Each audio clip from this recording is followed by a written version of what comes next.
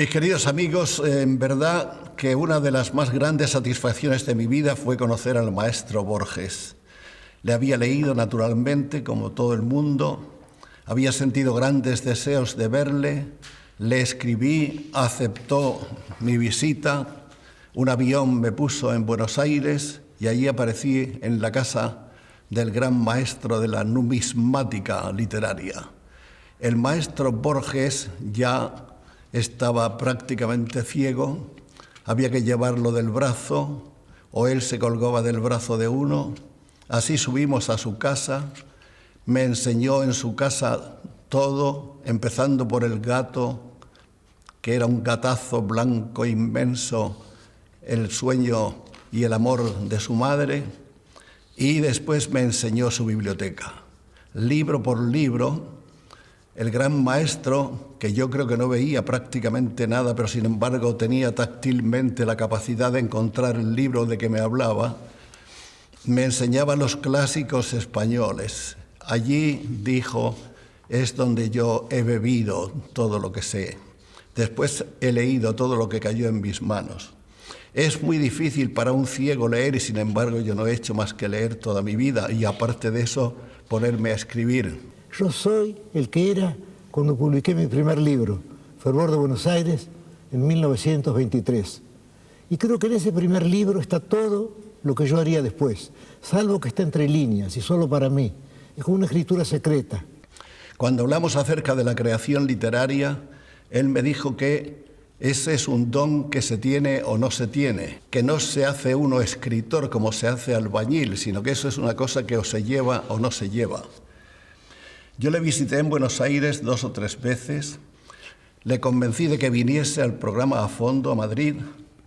El programa fue realmente mágico, extraordinario, toda la fantasía, toda la capacidad que tiene Borges de hombre capaz de convencerte, de seducirte, de conseguir que seas un admirador suyo, un hermano suyo, un pariente literario y humano, la puso Borges ante las cámaras de televisión española aquel día inolvidable. ¿Usted heredó alguna vez el anarquismo de su padre? Sí. ¿Y lo tuvo de joven? Y lo tengo para el porvenir. Ojalá merezcamos no tener ningún gobierno alguna vez, en ningún país del mundo. Ese sería el ideal, Ese la utopía. sería el ideal, sí. Un mínimo de gobierno, un gobierno puramente municipal, como Gary Spencer. Todo el mundo estuvo hablando de Borges esos días en España. Ese programa corrió por todos los países de América Latina. Creo que sigue viajando todavía por ahí en videocassettes, etcétera, etcétera. Vamos a tener un reencuentro con ese Borges de entonces, que ese es el Borges de siempre. Yo les digo que van ustedes a vivir algo que les va a quedar para siempre, que les va a dejar huella, que va a hacer que ustedes se sientan felices de ser seres humanos y de que haya seres humanos como este, como Borges, el ciego Borges, el poeta Borges, el numismático Borges, capaz de hacernos conectar con el ensueño, con la poesía y con la felicidad. Borges, el maestro.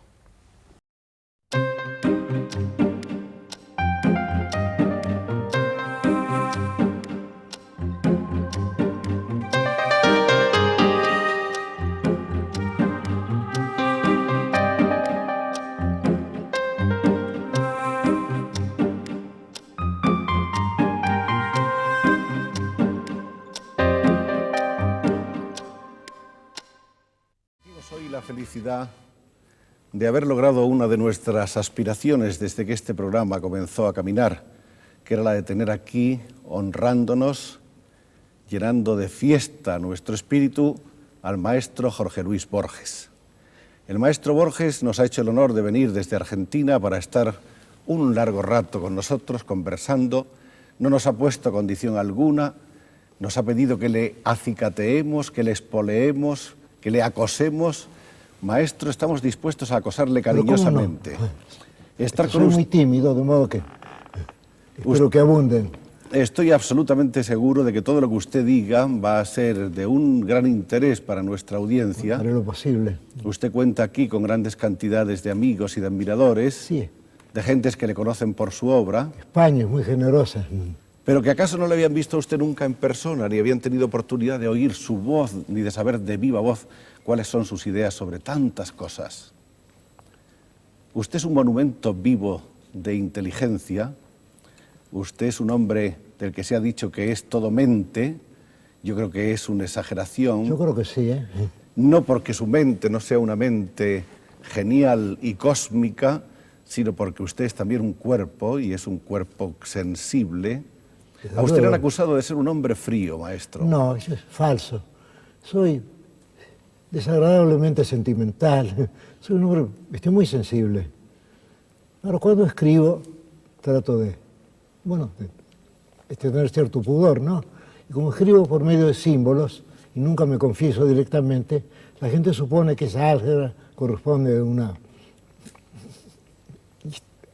frialdad, pero no es así. Es lo contrario. Esa álgebra es una forma del pudor y de la emoción, desde luego. Yo pienso que convertir los sentimientos en matemáticas es realmente algo muy complicado y muy hermoso. Que la tarea del arte es esa, es transformar, digamos, lo que nos ocurre continuamente, transformar todo eso en símbolos, transformarlo en música, transformarlo en algo que puede perdurar en la memoria de los hombres. Es nuestro deber ese, tenemos que cumplir con él, si no nos sentimos muy desdichados. Porque diríamos entonces que los sentimientos o que la sensibilidad son cosas primarias, elementales, que vienen dadas al ser humano en el propio hecho de nacer, de existir. Sí, pero en el caso del escritor, o en el caso de todo artista, tiene el deber, él, gozoso deber muchas veces, de transmutar todo eso en símbolos. Esos símbolos pueden ser, me imagino, pueden ser colores, pueden ser formas, pueden ser sonidos. En el caso del poeta son sonidos y también son palabras y fábulas, relatos, poesías. Quiero decir que la tarea del poeta es continua, porque no se trata de trabajar de tal hora a tal hora. Uno continuamente está recibiendo algo del mundo externo, y todo eso tiene que ser transmutado, y será eventualmente transmutado. Y en cualquier momento puede llegar esa revelación. Es decir, que este poeta no descansa, está trabajando continuamente, cuando sueña también. En mi último libro, La moneda de hierro, hay un poema que yo compuse en sueños. No es muy valioso, pero, en fin, ofrece esa curiosidad psicológica. Esa capacidad de hacer poemas hasta en el mundo onírico debe ser increíble, ¿no? ¿Cómo se sintió usted al reencontrarse con ese poema soñado? Era como un hallazgo diferente, bueno, ¿no? Yo lo dicté al día siguiente. Ajá. Y no supe si tenía algún valor o no. Y al cabo de unos días pedí que me lo releyeran y comprobé, en fin, que era un poema decoroso, que podía publicarse, sobre todo explicando que era un regalo del sueño. Y me acordé de Coleridge, que soñó la unidad del poema Kubla Khan, todo el poema, y al mismo tiempo oyó una música, vio que esa música construyó un palacio, lo supo, como se saben esas cosas de los sueños, y oyó el poema también. Un largo poema, es extraordinario. En el caso mío no, es un breve poema, sin otro valor que el de ser una curiosidad psicológica, ¿no? Que el de ser un don del sueño. Posiblemente un presente griego, posiblemente no valga mucho. Pero en todo caso, lo publiqué junto con los demás y nadie notó que fuera muy distinto a los otros. El poeta... Creo que modifiqué una sola palabra. ¿Sí? Sí, una sola, no recuerdo cuál era, pero sé que hubo que modificar algo y se había equivocado el sueño. Y que mi mente de la vigilia fue mejor que la mente soñadora. Sí. De modo que usted cree que hasta en sueños se cometen errores. Sí, y en la vigilia también, ¿eh? Lo raro, en la vigilia más. En la vigilia más. Usted gusta en la vigilia sin ninguna dificultad. Usted gusta de decir, maestro, que ha cometido todos los errores posibles. Yo creo que sí. Y entonces he llegado, al cabo de 77 años, a algunos aciertos. O sea que he descartado todos los errores, aunque he repetido muchos también. ¿Quiere decirse entonces que errar es necesario? Sí, creo que es necesario, y posiblemente si yo llegara a la edad de 200 años ya habría llegado a saber algo del arte de escribir.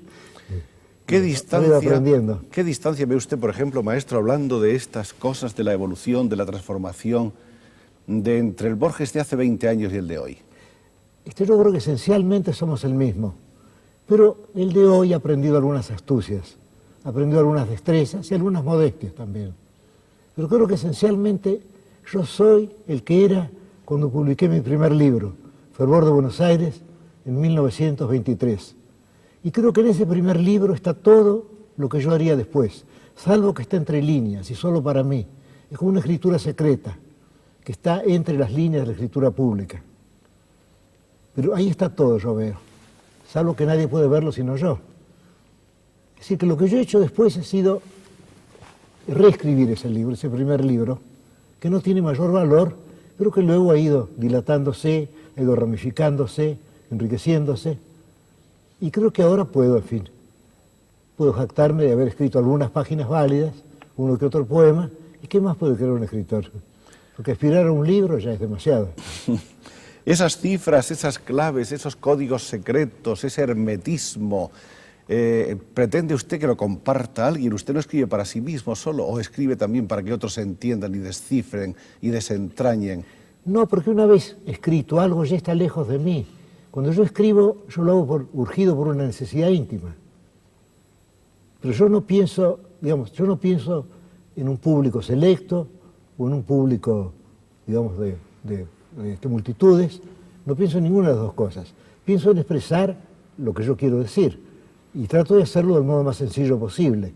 No al principio. Cuando yo empecé a escribir, yo era un joven barroco, como todos los jóvenes lo son, por timidez. Es decir, el escritor joven sabe que lo que dice no tiene mucho valor y quiere esconderlo, simulando ser un escritor del siglo XVII o un escritor del siglo XX, digamos. Pero en cambio ahora yo no pienso ni en el XVII ni en el XX, yo trato simplemente de expresar lo que quiero y trato de hacerlo con las palabras habituales, porque solo las palabras que pertenecen al idioma oral son las que tienen eficacia. Es un error suponer que todas las palabras del diccionario pueden usarse. Hay muchas que no pueden usarse. Por ejemplo, en el diccionario usted ve la palabra, usted ve como sinónimas la palabra azulado, azulino, azuloso y creo que azulenco también. La verdad es que no son sinónimas.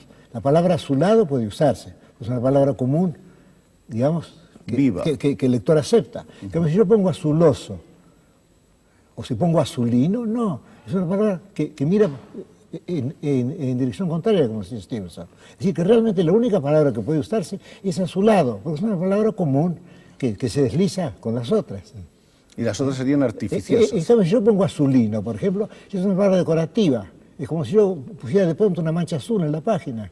De modo que yo creo que esto no es una palabra lícita. Es un error escribir con el diccionario. Uno debe escribir, yo creo, con el idioma de la conversación, con el idioma de la intimidad. Pero eso se llega con el tiempo, con la decantación. Sí, porque es muy difícil que un joven escritor se resigne a escribir con palabras comunes. De todas maneras, posiblemente maestro, hay palabras que son comunes para mí y no lo son para otras. Desde luego hay ese error, porque cada grupo humano tiene su dialecto, cada familia tiene su dialecto. Posiblemente hay palabras que para mí son comunes y no son comunes para otras. Pero en fin. Pero ha habido, seguirá habiendo escritores ya maduros, algunos con el Nobel incluido, que escriben con ese barroquismo, con esa cosa retórica. A mí me parece un error, repleta de yo creo metáforas. Que lo barroco se interpone entre el escritor y el lector. Además que podría decirse que lo barroco tiene un pecado que es el pecado de vanidad. Si un escritor es barroco es como si pidiera que lo admiraran. Se siente el arte barroco como un ejercicio de la vanidad, siempre. Aún en el caso de los más grandes, aún en el caso, por ejemplo, de John Donne o de Quevedo, se siente lo barroco como una vanidad o como una soberbia del escritor. Hay como una súplica. Sí, implícita. Es verdad, es mejor esa frase suya. Se está pidiendo al como una lector, súplica, sí. Admírame. Está pidiendo o si no está exigiendo un tributo, lo cual es peor todavía, ¿no? Porque las dos cosas son desagradables, ¿no? En cambio de lo que usted se ha dicho, ¿y acaso a eso se deba esa llamada acusación de frialdad? Se ha dicho que usted Ese es el todo falso. Es la concisión, que no soy es la concisión, la exactitud y el rigor, que yo creo que es lo más deseable y lo más difícil de alcanzar. Mi maestro, sigo llamándolo maestro, aunque sé que nunca escribiré como él, Rafael Cansinos Ascensa, alguna vez de mi estilo numismático. Es una linda frase, ¿eh? Si ojalá yo hiciera monedas, ¿no? Bueno, yo tengo aquí unas frases recortadas de un texto de Cansinos Ascensa sobre usted. donde bueno, dice... sin duda ha sido muy generoso conmigo y posiblemente ahí encontraremos lo del numismático. Dice, Borges Estilo pasó por numismático. entre nosotros como un nuevo Grimm, lleno de serenidad discreta y sonriente. Usted ha sido siempre un gran discreto y un gran tímido. Ojalá hubiera sido. Fino, ecuánime, con ardor de poeta, sofrenado por una aventurosa frigidez intelectual, decía Cansinos, con una cultura clásica de filósofos griegos y trovadores orientales que le aficionaba al pasado, haciéndole amar calepinos e infolios sin menoscabo de las modernas maravillas. Está bien, es el Ahí estilo estaba de pintando, Cansinos, sí, ¿eh? pero Es pintaba un estilo poco musical ese de mundo Cansinos, suyo, ese mundo suyo un tanto enigmático sin en menoscabo principio. de las modernas maravillas, esta literación, ¿eh? Sí. Usted conoció a Cansinos en su primera estancia en España, Sí, que fue por los años 20. por los años 20, no recuerdo las fechas, la verdad es que yo recuerdo muchas cosas, pero no fechas. Yo tengo algunas fechas aquí, Son con su ayuda las vamos a supersticiones las recordar fechas. juntos. Vamos a retrotraernos a Buenos Aires al 24 de agosto de 1899, Bueno, día en el que llega a este mundo Jorge Luis Borges Acevedo. según me han dicho, bueno, Todo eso se lo comunicaron a usted. todo eso sí, no, posiblemente no ocurrió nunca, ¿no? Era Posiblemente existió siempre. usted hijo de don Jorge Borges Aslam Y de Leonor. y de Leonor Acevedo. Acevedo. Y provenía usted de una antigua familia argentina que había sido Sí. pionera de la independencia. Y sí, le voy a decir, puedo ir más lejos. Soy descendiente de un señor Juan de Garay, que fundó la ciudad de Buenos Aires, y de otro, Jerónimo Luis de Cabrera, andaluz, que fundó la ciudad de Córdoba. Yo soy descendiente de conquistadores, y luego de conquistadores españoles, y luego de soldados argentinos que se batieron contra los españoles, en fin, era natural que ocurriera eso, ¿no? Y luego de guerreros del Paraguay, en fin, una familia de soldados la mía. En esa Por el lado de mi estirpe, abuela inglesa, sí. es una familia de pastores protestantes. Esto lo cual me parece bien también, porque quiere decir que llevo la Biblia en la sangre de algún modo. Pero en La esa, inglesa, que es de las más lindas. en esa estirpe de guerreros su padre era una excepción notable. Era una excepción, sí, por su miopía. Pero mi abuelo, el coronel Francisco Borges, murió en 1974 en el combate de La Verde. Después del combate se hizo matar deliberadamente. Él quería morir por no sé qué circunstancias políticas, ya se había rendido el general Mitre, y él montó a caballo, un caballo tordillo, un caballo blanco, se puso un poncho blanco y avanzó, no al galope, sino al trote, ofreciendo un buen blanco a los tiradores del ejército enemigo, y recibió 2 balas y lo mataron. Fue la primera vez que se usó el Remington en mi país. Y sin Los balas embargo- tenían un sonido nuevo, de Sí. las balas que lo mataban. Sin embargo, lo que sorprende en usted es que, siendo, en fin, el heredero de todas esas sangres, de esa dinastía ardiente y bélica, haya sido usted un hombre más bien escéptico en cuanto a esas materias se refiere. Es cierto, pero posiblemente he estado equivocado durante mucho tiempo, porque creo que el ejercicio de las armas es un ejercicio honroso, más allá del hecho de ejercerlas por tal causa o por tal otra, ¿no? El hecho de ser soldado es algo noble. Yo Pero- sé que al decir esto me enemisto con mucha gente, pero yo no trato de amistarme con nadie, o de congraciarme con nadie. Usted sigue... Además, al fin de todo, hay que pensar que la poesía empieza con la épica, ¿no? La épica es la primera manifestación de la poesía, en todas las culturas del mundo. Se empieza siempre con el arma, virum, cuecano, bueno, con las armas y el hombre. Y eso ocurre siempre, ¿no? Usted blasona siempre de una gran independencia, la siente de una manera total, absoluta. Dice usted siempre lo que piensa. Bueno, trato de decirlo, ¿eh? Y por eso soy indiscreto muchas veces. Pero hoy, por ejemplo, voy a prometerles una sinceridad total. Muchas gracias, maestro. Vamos a volver entonces. Estamos en que su padre era un pacífico profesor de inglés. Sí, pero también era anarquista individualista, lector de Spencer, descreía del gobierno, de los gobiernos en general. Sí, era profesor de psicología. Era poeta romántico también. Era poeta también y dejaba unos buenos sonetos. Pero él quiso que se cumpliera en mí el destino que no pudo cumplirse en él, el destino de escritor. De modo que yo supe desde niño que mi destino sería un destino literario. Eso me fue indicado de un modo tácito, que es el único modo de indicar las cosas, que se den por sentadas. Y yo desde niño supe que mi destino sería un destino literario. Y mi padre me franqueó su biblioteca, una biblioteca en su mayor parte de libros ingleses. Y yo me eduqué en esa biblioteca. Y recuerdo, entre los libros, recuerdo una edición de Garnier del Quijote. Esa edición yo la leí, la releí, y muchos años después Cuando volví a Buenos Aires quise releer el Quijote en la misma edición. Me costó bastante trabajo conseguirla, con los mismos grabados en acero. Porque yo pensaba que esa era la edición del Quijote, siendo la primera que yo había leído. De modo que yo me he pasado la vida leyendo. Y tengo buena memoria para versos, y hasta en algún tiempo para páginas en prosa también. Su hermana Nora ha contado varias veces que le recuerda a usted de niño que estaba siempre tumbado en el suelo boca abajo, leyendo sin cesar. Es cierto, es una memoria exacta. No sé si... ¿Y leía usted todo lo que caía en sus manos o tenía ya una capacidad selectiva para...? No, yo creo que yo era un lector, digamos, hedónico. Yo leía lo que me gustaba. Y como mi padre nunca me indicó ningún libro, no me dijo, por ejemplo, este es el Quijote, es una obra maestra. No, me dejó que yo abriera el Quijote y que lo leyera. Y no discutió literatura conmigo. ¿Usted recuerda qué impresión le causó el Quijote entonces? El hallazgo de esa obra.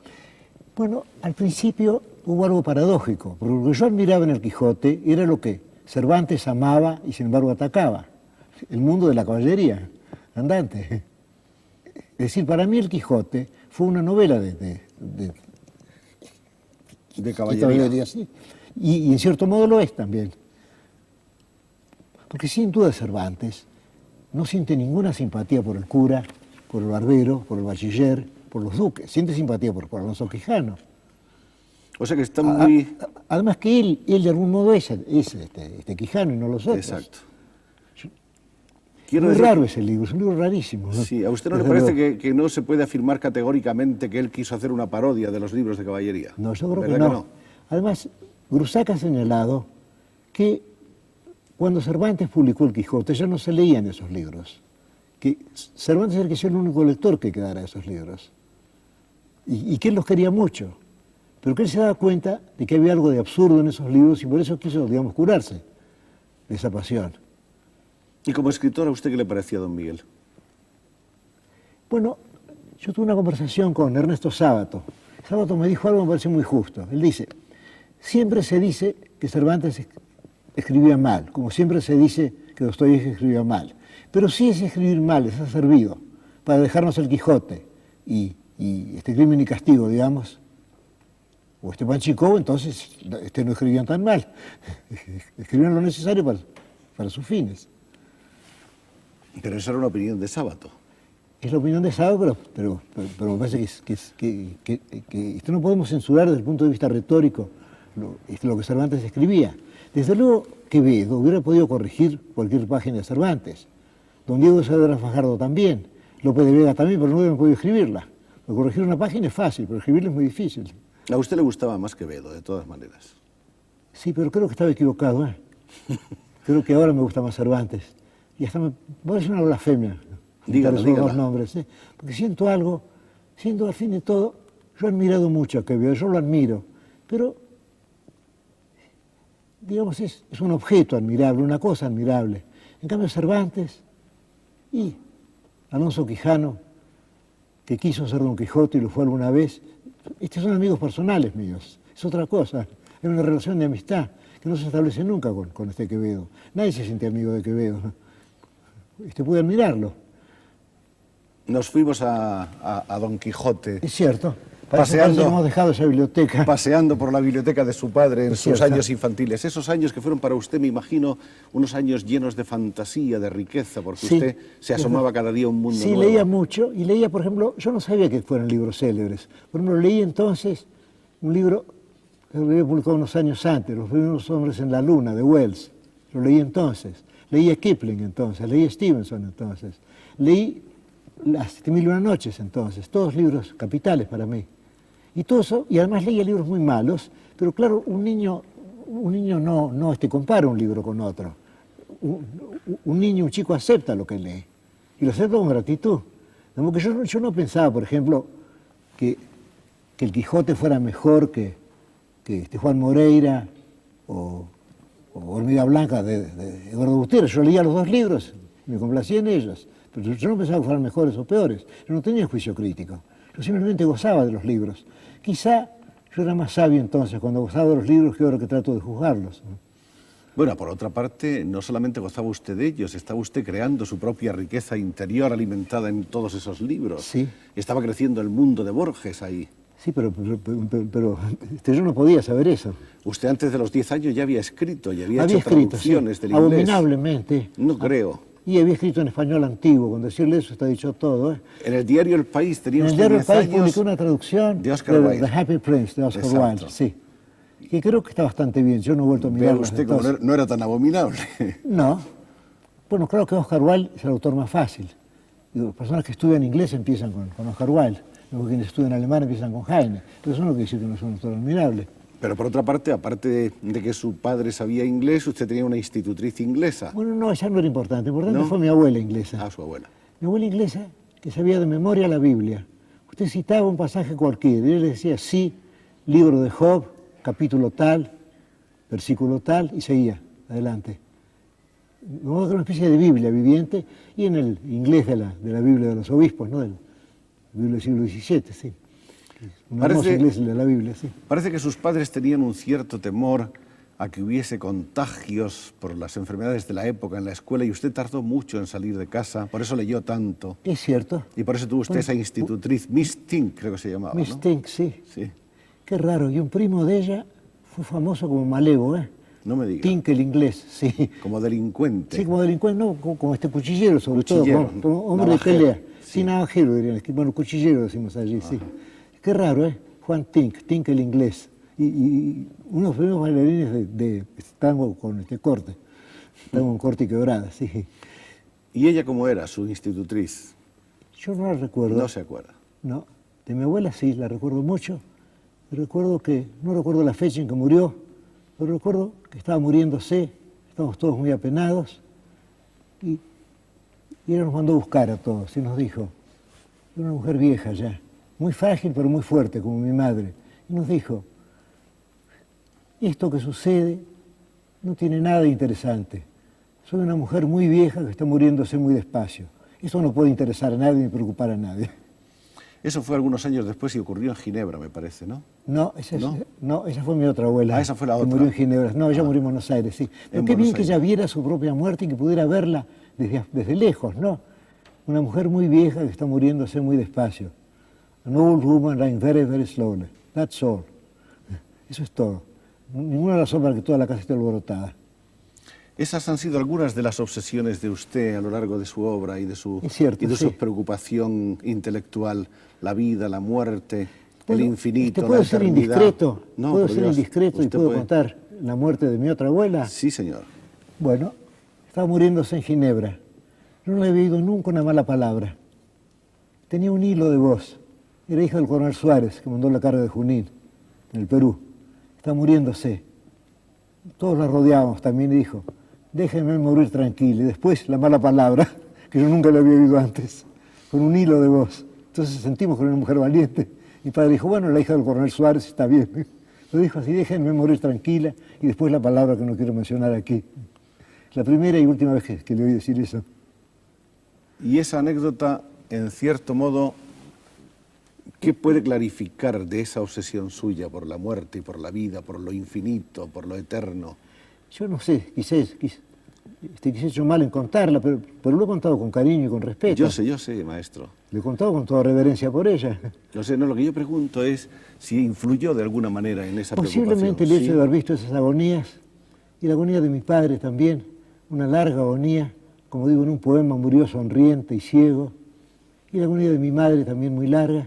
Todas esas cosas naturalmente me han marcado. Pero a todo el mundo lo marca la muerte, ¿no? La muerte es algo que tiene que marcar a todos los hombres. La idea de que podemos cesar en cualquier momento, de que somos fortuitos, de que somos casuales, tiene que emocionar a cualquiera que no sea del todo insensible. La ceguera de su padre también fue precoz. Sí. ¿A qué edad más o menos empezó él? A ver, habría que sacar una cuenta y yo soy muy débil en matemáticas. No, usted señor, podía hacerlo. Usted es el Él matemático. nació el 74 riguroso. Sí. y murió el 38. ¿Puede calcularse así cuánto tiempo vivió? Si usted quiere lo hacemos en un momento. Bueno, yo necesitaría una computadora o algo así, no sé. 64. No, él nació el 74. Él nació el 74 y murió el 38. El año del suicidio de Lugones. De 4 a 8 van 4 y de 7 a 13 van 6. 64 años, ¿no? 64 años, sí. Exacto. Es decir, es mucho menor que yo. Sin embargo, claro, yo lo veo siempre como mayor.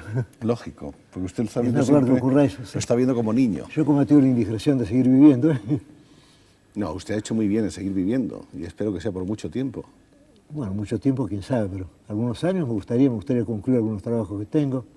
Hay 2 cuentos fantásticos, hay un libro sobre temas de literatura escandinava, hay algunos poemas que quiero escribir. Pero siempre estoy pidiendo unos meses de prórroga. Esperemos que van a ser muchos meses, maestro. Bueno, vamos a ver. Decíamos entonces que usted escribió un ensayo en inglés sobre la mitología griega antes de los 10 un ensayo, años. es una serie de plagios del diccionario clásico, pero en fin, yo lo llamaba ensayo, sí. Esa influencia que usted notó, ese impacto que le causó el Quijote, se desarrolló en una narración que usted escribió. Sí, que se llamaba La visera fatal. Exacto. Qué vergüenza. ¿Qué vamos a hacer? Luego viene la traducción del Príncipe Feliz, 10 años, apareció en el 1909 en El País, y en el año 1914 se produce uno de los primeros viajes que yo creo que habían de ser trascendentales en su vida, a Europa. Suiza, Europa, sí, el descubrimiento de Europa, sí. Y luego el descubrimiento de Suiza, un país que yo quiero mucho y que todo el mundo aborrece, no sé por qué, países más civilizados de la Tierra. Era Suiza en ese momento una especie de gran refugio en pleno fragor de la guerra, de la Gran Guerra. Además, no sé, parece que Suiza es un país admirable. Imagínense, un país de alemanes, de franceses, de italianos, que han decidido olvidar sus diferencias, que han decidido ser suizos, ser otra cosa. Un país que nunca quiso ser un imperio, un país que no es nacionalista. Entonces ningún culto, por ejemplo, por una raza suiza no podía haber, puesto que son alemanes, franceses e italianos, y que se mantienen admirablemente. Ahí en Suiza se produce su encuentro con la lengua alemana. Sí, pero eso fue porque yo había leído mucho a Hume, y de Hume pasé a Schopenhauer, y lo leí en inglés y pensé que sería muy lindo leerlo en el texto original. Entonces me enseñé alemán, para los fines que yo buscaba. Y eso lo hice. Recordé que Spencer había dicho que la enseñanza de la gramática es un error, que la gramática es la filosofía del lenguaje, que no es necesario estudiarla. Eso puede estudiarse después. Además que ningún niño aprende su idioma por medio de su gramática, ¿no? No se empieza por sus antiguos artículos, géneros ni conjugaciones. Entonces yo adquirí un ejemplar del Lyrisches Intermezzo de Heine y un diccionario alemán-inglés por ser el idioma más parecido al alemán que yo conociera. Y entonces empecé a leer. Y al poco tiempo me di cuenta de que entendía lo que leía y que estaba gozando de una admirable poesía. Y luego con el tiempo llegué a leer Die Welt als Wirr und Vorstellung de Schopenhauer en alemán, en modo voluntad de representación. Y llegó usted a hacer incluso traducciones del alemán. Sí, traduje mucho. Algunas de ellas aquí en España. En España, sí, en la revista Cosmópolis. Exacto. Que dirigía Gómez Carrillo, creo. Sí. Enrique Gómez Carrillo, sí. Publiqué algunas. De modo que el conocimiento No, de ese... el alemán es algo que yo he conquistado y quizá por eso me siento más orgulloso, ¿no? Porque los otros idiomas fueron dados por circunstancias. El francés por el hecho de vivir en Ginebra. Ahora el latín es un idioma que quiero mucho, pero que he olvidado. Es un idioma fácilmente olvidable, ¿no? Es una lástima. Y el inglés y el español fueron los idiomas de mi niñez, ¿no? Las lenguas maternas. Las dos, sí. Aunque desde luego el español, en primer término, ya que yo sé que yo diré mis últimas palabras en español y no en inglés. Ahora, el alemán ya se debió a un esfuerzo personal, a una vocación de saber alemán. Que es lo que me ha sucedido después con el anglosajón, con el inglés antiguo, que yo resolví estudiarlo y ahora sé algo, y ahora he empezado el estudio del escandinavo antiguo, del islandés. Usted que tiene una memoria prodigiosa, ¿se acuerda de sus propios versos? Sí. ¿Y de los versos de los demás? De los demás, más bien, ¿eh? ¿Se acuerda usted buen gusto. de Heine todavía? Sí. ¿Se acuerda? ¿Pero cómo no voy a acordarme de Heine? A ver, ¿cómo es, maestro? ¿Cómo? ¿En alemán? ¿En alemán? Sí. Pero lo que voy a decir es muy elemental, ¿eh? No con una pronunciación muy sudamericana, ¿eh? Pero habrá muchos que Sí. conocen el alemán que van a ser felices oyéndole. Ich hatte einst ein schönes Vaterland, der Reichenbaum wuchs dort so hoch, die Veilchen nickten sanft, es war ein Traum. Das küsste mich auf Deutsch und sprach auf Deutsch. Man glaubt es kaum, wie gut es klang das Wort, ich liebe dich. Es war ein Traum. Qué música tiene el alemán, ¿eh? Cierto. Sí, y al mismo tiempo vocales abiertas como en español, porque en inglés no hay vocales, son los intervocálicos, son un inglés moderno. En el alemán ustedes son vocales abiertas, ¿no? Es war ein Traum. cambio en inglés tenía, no sé, el was a dream, son sonidos intervocálicos. No tiene esa sonoridad que tiene el alemán y el español. Usted es antiguo, sí. Es una especie de explorador, de constante explorador en las culturas. Sí. Esa cultura alemana, por ejemplo, así, abuela conversación, ¿qué impresiones generales le produce la cultura alemana? La literatura, sobre todo. Bueno, yo quizás sea un poco heterodoxo, porque yo no admiro a Goethe como debería admirarlo. Yo no admiro el Fausto de Goethe, por ejemplo, pero admiro las elegías romanas de Goethe. Quiere decir que yo no soy un lector supersticioso. Ya sé que yo debería decir que el Fausto es una obra maestra, pero realmente me parece un error de Goethe. Pero en cambio pienso en las elegías romanas, y pienso en Goethe mismo, en el hombre Goethe, y siento afecto por él, y me parece hasta poder entender sus errores. La cultura alemana es tan rica y la lengua alemana me gusta mucho. Pero lo que nos gusta de usted, maestro, son sus propias opiniones. Es decir, que usted no nos diga el tópico que dice todo el mundo, sino que nos diga su verdad. Bueno, pero ¿qué otra ese cosa es el puedo valor. hacer? Pero ese es el valor que le agradecemos tanto. Bueno, y en la cultura francesa, ¿qué es lo que a usted le subyuga?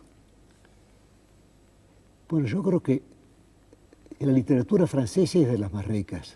Y la prueba está que si usted toma cualquier literatura, cualquier otra literatura, puede estar cifrado en un nombre. Desde luego con un error evidente. Pero usted puede decir España, Cervantes, Inglaterra, Shakespeare, Alemania, Goethe, pero no puede decir Francia y luego un nombre, porque hay muchos nombres. Pues si usted dijera Francia, Hugo, es evidentemente falso. Si usted dijera Francia, Voltaire, también falta mucho. O Francia, la Chanson de Roland también falta. O un Francia Verlaine, por ejemplo. O Francia Flaubert. Es extraordinario. A mí el idioma francés no me gusta, pero me doy cuenta de que debe gustarme, ya que ese idioma ha sido el instrumento para esa espléndida literatura. ¿Por qué no le gusta a usted el francés? Los sonidos del francés no me gustan. Recuerdo lo que decía Schopenhauer, que el francés era el italiano pronunciado por una persona resfriada. Resfriada. Sí. Los sonidos nasales del francés, ¿no? Y sin embargo, yo sé que usted estuvo durante años. Pero no, pero si yo no, pero pues esta es una broma de Schopenhauer. Schopenhauer podía decir eso, yo no tengo derecho a repetirlo. Yo no soy quien para repetirlo de Schopenhauer. Pero sobre todo, usted no es Schopenhauer. No, yo no soy Schopenhauer, caramba. Pero usted es Borges. Bueno, ¿y qué vamos a hacer? Quiere decirse que durante años usted estuvo embebiéndose en la poesía de Mallarmé, a usted le encantan. No, pero en aquel tiempo, no, precisamente en aquel tiempo, cuando yo estudiaba en francés, era cuando yo descubría la lengua y la literatura alemana. Y cuando yo estaba leyendo mucho, por ejemplo, a Joseph Conrad en inglés, o a Kipling, leyendo Lobo, y yo descubrí a Whitman en inglés también. De modo que eso ha venido después. Sobre Walt Whitman ha escrito usted mucho. Sí. Unos cuantos ensayos que conozcamos nosotros. Sí, sobre Walt Whitman yo di varias conferencias en los Estados Unidos sobre el extraordinario experimento de Whitman, la idea de escribir una epopeya de la democracia, es decir, una epopeya en la que no hubiera un personaje, sino en la que todos fueran personajes principales, una idea democrática. Entonces crece el personaje Whitman, que es parcialmente él, parcialmente su proyección, su magnificación, y parcialmente el lector también, y cada lector futuro también. Es un personaje rarísimo, el Walt Whitman de las hojas de hierro de Whitman, porque no es el periodista que escribió este poema. No, es como varias personas a un tiempo. Es el autor, es una magnificación del autor y es cada lector. Que en el curso del libro muchas veces habla con Whitman, le dice, ¿qué ves Walt Whitman? ¿Qué oyes Walt Whitman? Es el lector, es decir, cada uno de nosotros cuando lee Hojas de hierro es un personaje de Whitman. Es un experimento curiosísimo, es el más extraordinario que se haya hecho en la historia de la literatura. Y bueno, es un gran poeta además. ¿Qué opina usted de la democracia? Lo que dije en el prólogo de mi último libro, es un abuso de la estadística, nada más. ¿No cree usted en la democracia? No, pero posiblemente, al decir eso hablo como argentino, no creo en la posibilidad de una democracia argentina, pero posiblemente en otros países puede haber una democracia, y la hay desde luego, en muchos, pero es que en esos países ya no importa que haya democracia o que haya otra cosa. ¿Cuál sería entonces una solución, ya que usted está refiriéndose a los problemas políticos de su país? Yo no tengo ninguna solución, yo no soy un político. Pero por el momento me parece que como observador, lo único conveniente sería postergar las próximas elecciones unos 300 o 400 años, pero fuera de eso no se me ocurre ninguna otra solución, ¿no? Y tener un gobierno fuerte y un gobierno justo también, un gobierno de señores y no un gobierno de ampones. Eso es todo lo que puedo decir. En los tiempos del peronismo usted fue perseguido con una cierta hazaña. No, detuvieron a su madre, sí, a su a mi hermana, a mi sobrino. A usted sí. Lo destituyeron de su puesto de bibliotecario. Era un puesto tan modesto. Era un puesto modesto, sí, ¿verdad? Pero con todo, aún eso les pareció mucho para mí. No, pero yo tengo mi conciencia clara en materia política. Aunque no me he ocupado de política y no entiendo de ella, pero entiendo de ética, ¿no? Sí que aquel era un gobierno deshonesto y que desear aquello es desear la deshonestidad, ¿no? Me basta con eso. Además es un gobierno muy cruel y muy arbitrario. Sobre todo deshonesto, un gobierno venal. Parece que han sorprendido unas declaraciones suyas también, maestro, acerca del gobierno de Chile. Sí. Pero no sé por qué han sorprendido. Me imagino que si tenemos que elegir entre... Bueno, desde luego yo ahora es natural que ocurra eso dada mi edad, pero es natural que yo mire más a la derecha que hacia la derecha que hacia la izquierda, ¿no? ¿Por razones puramente biológicas? Posiblemente. Posiblemente yo no pueda defender mi modo de obrar, pero... ¿Usted heredó alguna vez el anarquismo de su padre? Sí. Y lo tuvo de joven. Y lo tengo para el porvenir. Ojalá merezcamos no tener ningún gobierno alguna vez, en ningún país del mundo. Ese sería el ideal, Ese la sería utopía. el ideal, sí. Un mínimo de gobierno, un gobierno puramente municipal, como Gary Spencer. Ese sería el ideal para mí. Pero desde luego mis opiniones en materia política no deben tomarse en cuenta. Yo no sé nada de eso. Volvamos entonces a la literatura. Yo sería mejor, porque me siento en un terreno más seguro. Es que me siento seguro en algún terreno. Las conversaciones tienen siempre estos meandros, estas idas y venidas, estas vueltas y revueltas. Pero es que si no, no sería una cosa viva. Exactamente. Tienen que ramificarse. Entonces, volviendo a lo de las culturas, hemos examinado un poco la pasión con que usted se enfrenta con la cultura alemana. Después, bueno, me han interesado muchas culturas, la cultura china en una época también, por ejemplo, la filosofía del Indostán. Yo me interesaba en muchas cosas. La mitología escandinava, la literatura escandinava ahora, medieval, me interesa mucho. ¿Qué podría usted decirnos sobre ella? Bueno, podría decirles que en Islandia, según he dicho en un poema que no se ha publicado aún, en Islandia se salva la memoria de toda Germania, la memoria, digamos, de Alemania, de Inglaterra, los Países Bajos, los países escandinavos, de Holanda. Todo eso se salva allí. Es decir, lo que llamamos mitología germánica es mitología escandinava realmente. Todos esos mitos, el crepúsculo de los dioses, todo eso se salva en Islandia. Y se salva por obra de gente islandesa. Es decir, que Wagner no hubiera podido ejecutar su obra, William Morris tampoco hubiera podido ejecutar la suya, sin hombres como Snorri Sturlason y otros escandinavos, que salvaron toda esa memoria de la mitología germánica. Yo la he perdido, si no. ¿Qué tendríamos si no lo hacíamos los escandinavos? Tenemos el hecho de que el jueves se llama Thursday, día de Thor, de que el martes se llama Wednesday, día de Woden, de Odin y nada más. Pero todos los mitos, toda la historia de Balder, la historia del crepúsculo de los dioses, la historia del barco que se hace con las uñas de los muertos, todo eso se sabe en Islandia, en esa isla perdida allí. ¿Es usted wagneriano? No me gusta Wagner. No me gusta Wagner porque me parece que no entendió mucho todo eso, que lo hizo de un modo muy romántico y muy enfático. Y yo diría que Wagner no entendió a los escandinavos. O será que yo no entiendo a Wagner, o ambas cosas. Quizá yo ignore tanto a Wagner como él ignoró lo esencialmente escandinavo. Sí. De la cultura china, ¿qué cosas han llamado especialmente su sensibilidad, su interés? Yo creo que sobre todo ¿La poesía? Este taoísmo, este Chuang Tzu y Lao Tse, la poesía también, la poesía oriental en general, la poesía china, la poesía japonesa, ese deseo de dar todo, de dar una fragancia, de dar tantas cosas, unas pocas palabras necesarias. La síntesis, la concisión. Esa síntesis, sí. Eso nos han enseñado. Es y usted ordinario el caso de una literatura, tankas, por ejemplo, bueno, una literatura sin largas epopeyas, sin obras maestras también, que son una superstición. Una literatura que cree en la posibilidad de que un hombre diga todo en unas cuantas palabras casuales, que no son casuales, desde luego. ¿Y qué es lo más difícil? Decir cosas en pocas palabras. Por ejemplo, uno lee el canon de Confucio, Y uno piensa, bueno, aquí hay algunas buenas recetas de conducta, pero luego uno se da cuenta de que el autor deliberadamente no ha querido ser retórico, que no ha querido ser patético. El hecho de renunciar a lo patético, que es algo típico, me parece, de la cultura china, de la cultura japonesa también.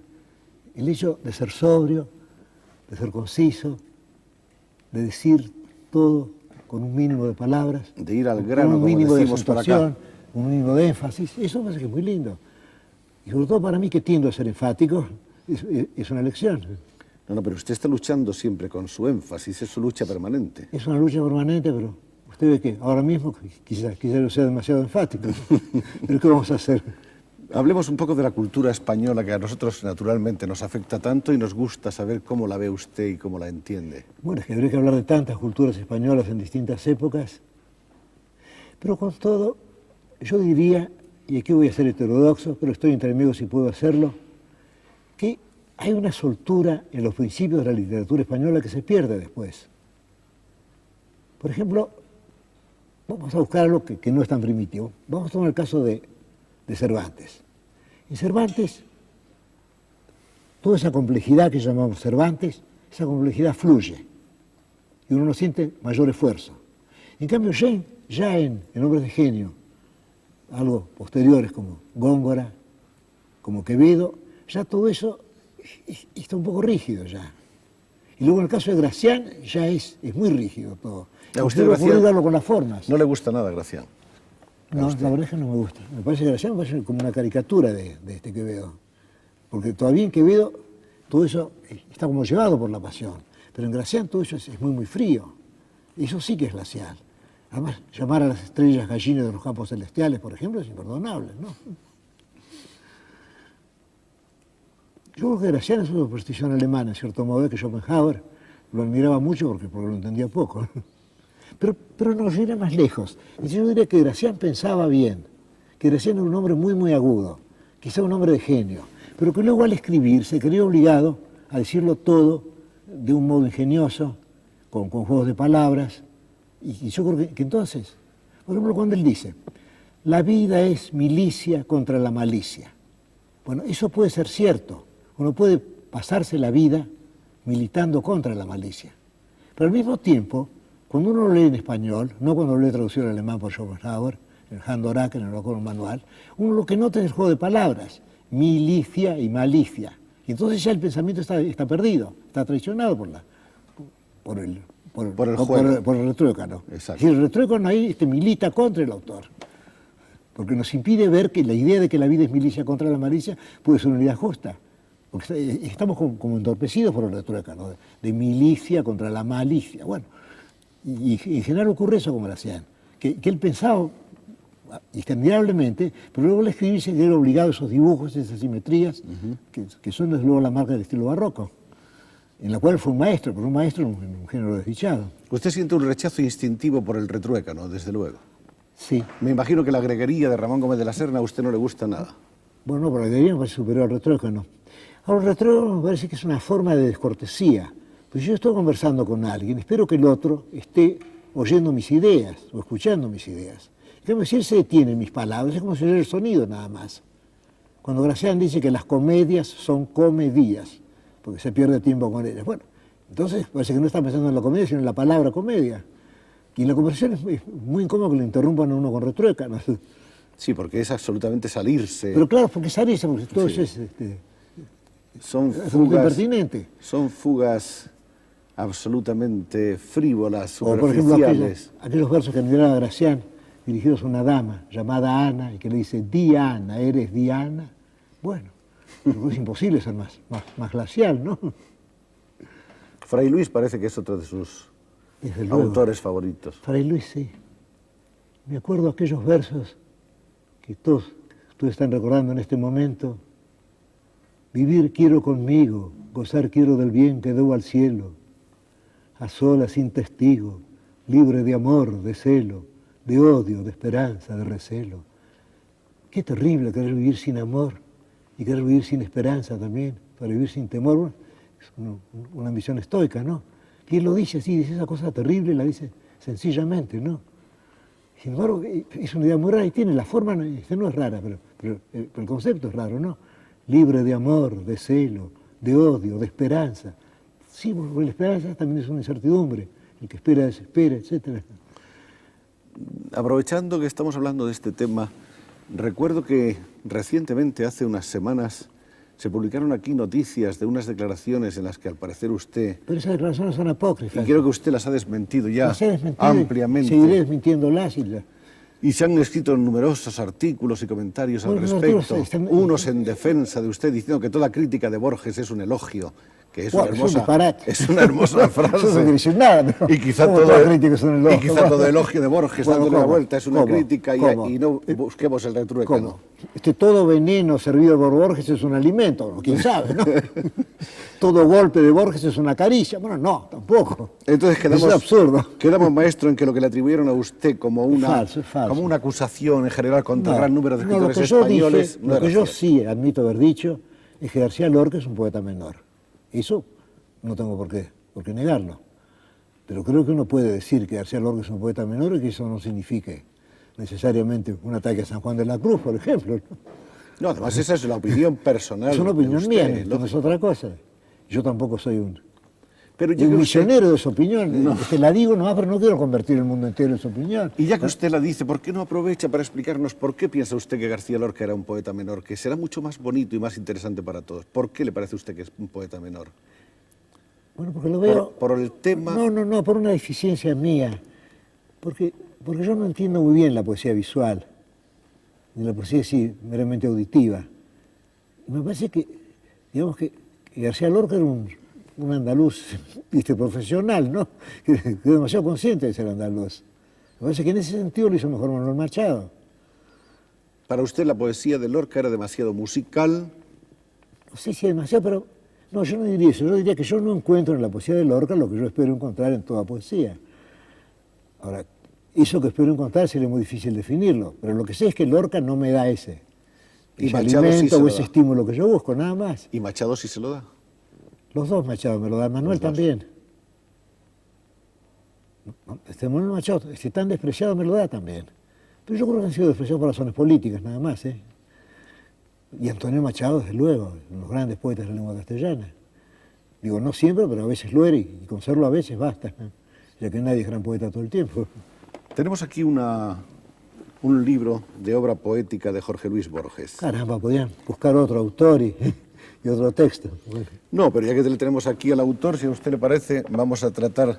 Por ejemplo, hay un poema dedicado al idioma alemán, que coincide con algo de lo que hablábamos hace poco, que empieza usted diciendo, mi destino es la lengua castellana. Sí, desde luego. El bronce de Francisco de Quevedo. Sí, estoy de acuerdo con ese poema, que yo lo he escrito. Pero en la lenta noche caminada me exaltan otras músicas más íntimas. Es cierto. Alguna me fue dada por la sangre, o voz de Shakespeare y de la escritura. Sí, la Biblia, que yo veo como un libro inglés. Otras por el azar que es dadivoso. Sí, el francés. Pero a ti, dulce lengua de Alemania, te he elegido y buscado solitario. Es verdad, yo me enseñé alemán yo solo, el año 1917 y 1918. A través de vigilias y gramáticas de la jungla de las declinaciones del diccionario que no acierta nunca. Es cierto. Lo que hablábamos de la gramática, con el matiz preciso. No está mal ese poema, ¿eh? ¿Está mal? No, este no está mal, no está yo lo haya escrito. No está mal. Lo apruebo, generosamente. Dice usted, mis noches están llenas de Virgilio, dije una vez.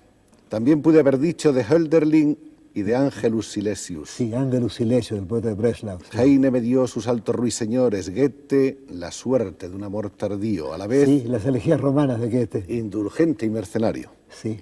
Keller, la rosa que una mano deja en la mano de un muerto que la amaba. El poeta suizo, Gottfried Keller, sí. Y que nunca sabrá si es blanca o roja. Sí.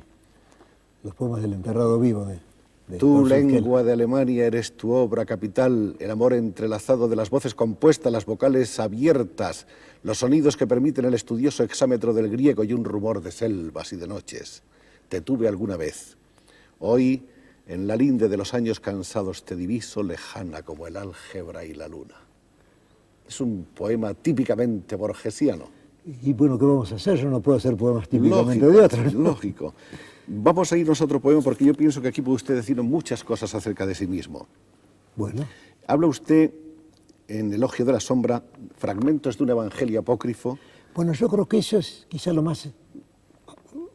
es algo esencial, esos fragmentos de un evangelio apócrifo. No sé Ahí usted, estaría mi credo. Sí. Me alegro muchísimo de haber dado con ello de una manera intuitiva puramente. Sí, yo creo que esa es mi página esencial, en materia de ética, por ejemplo. Ahí voy yo. Y en materia de metafísica también. Dice usted, desdichado el pobre en espíritu, porque bajo la tierra será lo que ahora es en la tierra. Claro, suponer que ser desdichado es un mérito es un error. Es un disparate.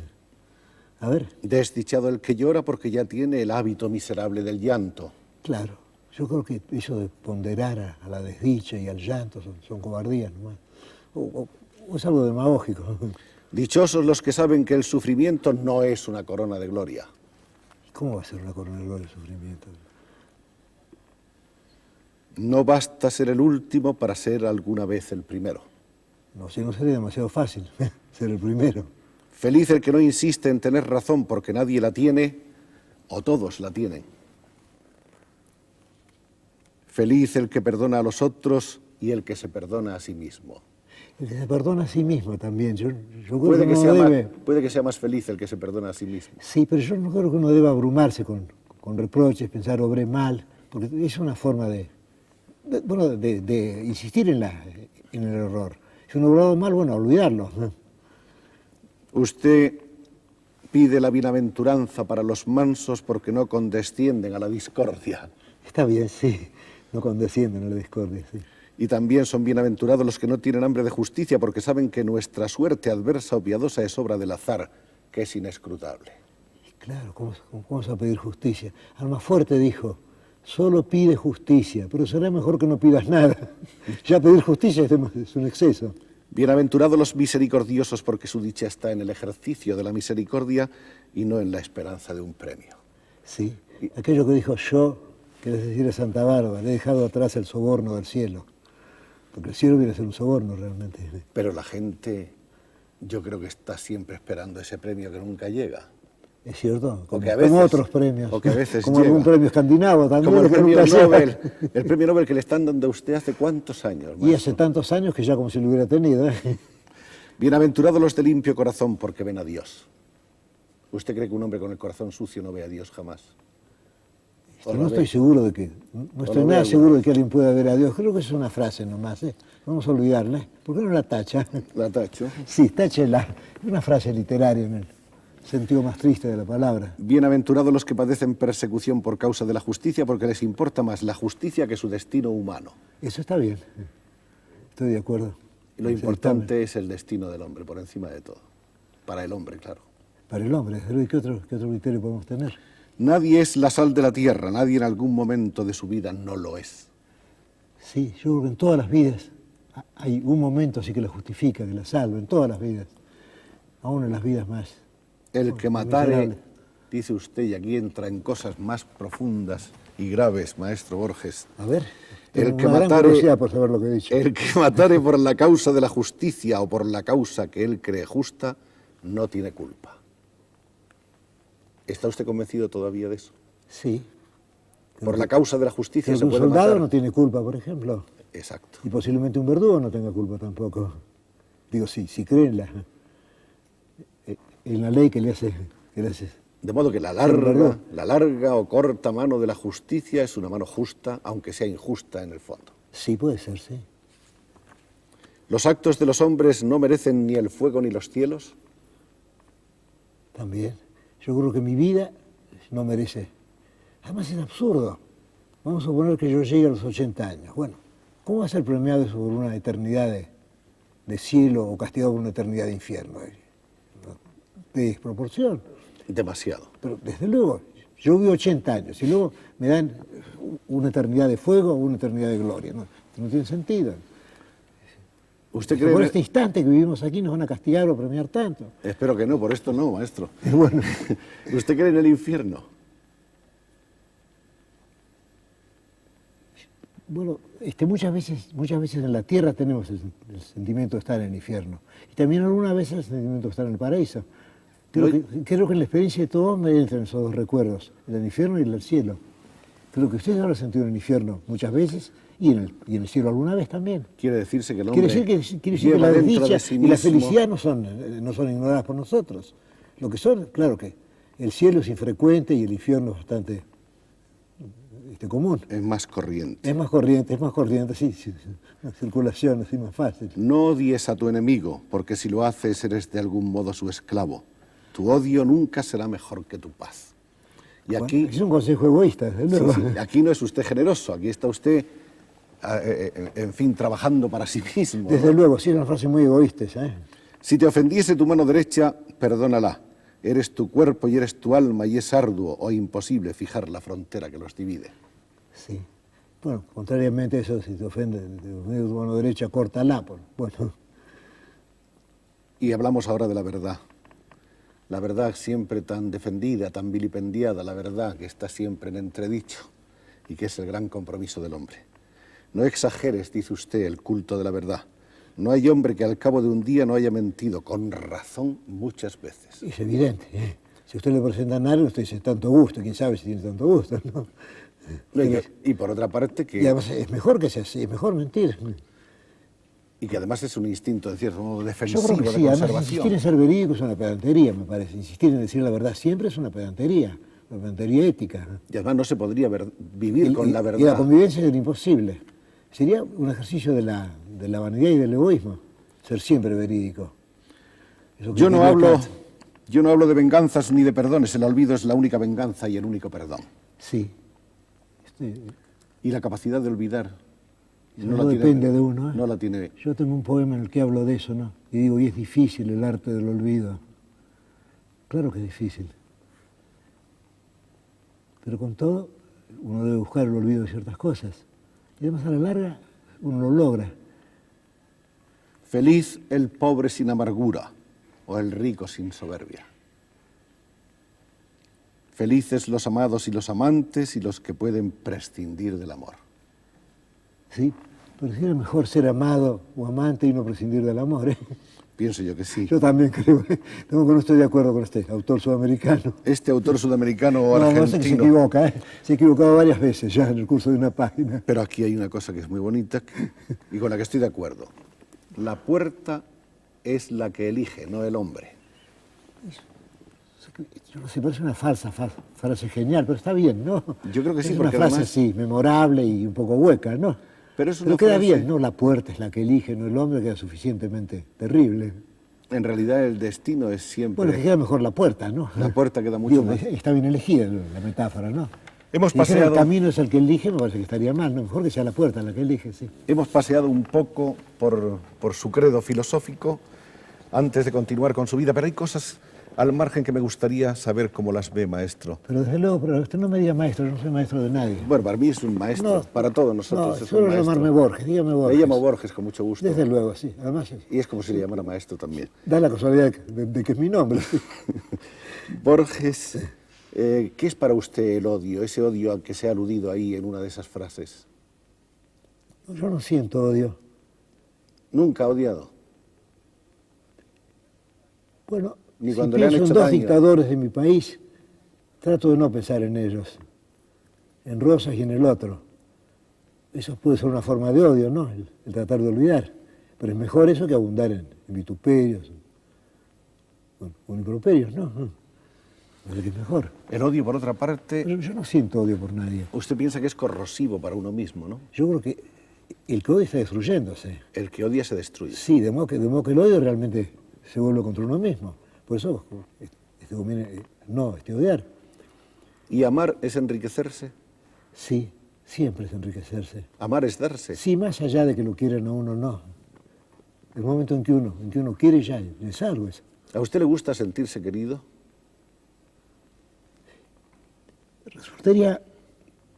Resultaría muy impresionante que yo dijera, no me gusta sentirme querido. Pero la verdad es que me gusta. No, pero Claro como yo que- sé que usted es un hombre tímido, No, pero que le gusta huir de pero ciertas quiero decir demostraciones. que yo quedaría mejor, ya que estoy hablando en Sí. público, diciendo me desagrada ser querido. Pero la verdad es que no me desagrada. Lo normal es que le guste. Y yo creo que sí. ¿Y por qué no ser normal? Además, si yo mintiera, todo el mundo se daría cuenta que estoy mintiendo, ¿no? Usted ha hablado siempre con un cierto desdén de la vocación de poder, Ah, eso sí. de la soberbia de los que mandan, Sí, eso sí. de la púrpura, del peso de la púrpura. Bueno, eso no lo he sentido nunca yo. Lo que decía Marco Aurelio, ni amo ni esclavo. No hay que ser amo y no hay que ser esclavo. Y además el amo es un esclavo. Tiene que preocuparse todo el tiempo de los otros, a quienes manda, ¿no? ¿Qué es para usted la vida, Borges?